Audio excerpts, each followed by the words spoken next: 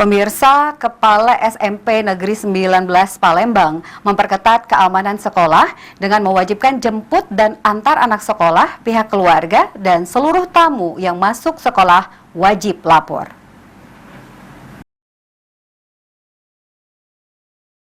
Meski isu penculikan anak di sekolah hanyalah hoaks belaka, namun sangat berdampak pada kekhawatiran bagi satuan pendidikan, guru, orang tua, dan siswa di sekolah. Berkaitan dengan hal itu, Kepala SMP Negeri 19 Palembang Wahyuni menuturkan walaupun itu isu penculikan anak hoaks, tapi dirinya selaku satuan pendidikan tetap harus berhati-hati dan akan lebih memperketat lagi keamanan di sekolah.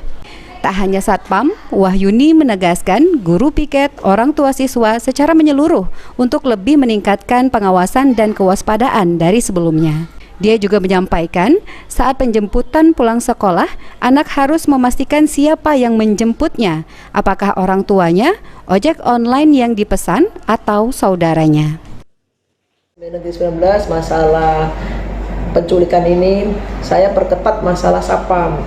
Satpam itu apabila ada tamu, baik dari luar atau wali murid dan sebagainya, itu saya mau sisihkan mereka, saya ada tanda pengenalnya. Berarti ada identitasnya dari mana dan sebagainya, itu harus ada ditulis pada buku tamu.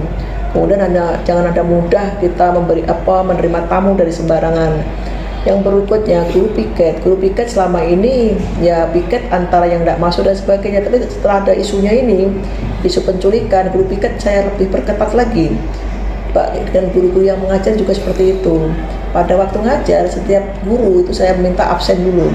Anak ini posisi tidak masuk atau mereka minggat. Seandainya mereka minggat, itu kita timbul bertanda tanya kemana, karena kami punya grup mereka dengan grup sekolah, yaitu dengan wali kelasnya, dengan pihak orang tua untuk memastikan anak itu memang tidak masuk atau anak itu minggat dan sebagainya.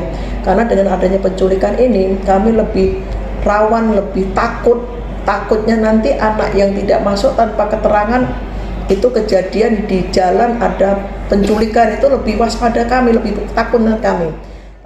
Wahyuni juga menegaskan bagi yang belum pasti menjemput, maka siswa-siswa tersebut akan dikumpulkan di halaman sekolah.